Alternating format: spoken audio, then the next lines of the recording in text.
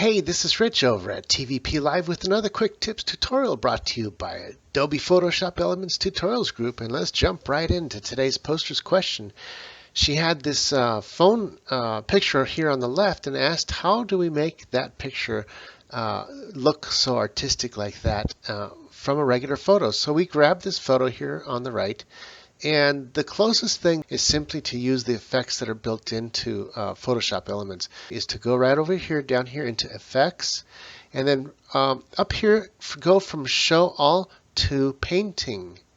Hit Painting, and you got three choices. Let's see what each one of those looks like. Watch this picture. How simple it is click on it, and you can see what this first choice gives you, and it's kind of a painting effect. Let's try the second one. And this second one gives you a slightly different kind of a spotted painting effect. It looks like it's on canvas. Let's try the third one.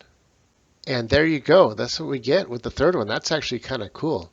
Anyway, those are three different effects that give you a painting artistic effect. That's all there is for this tutorial. This is Rich calling it quits, saying over and out.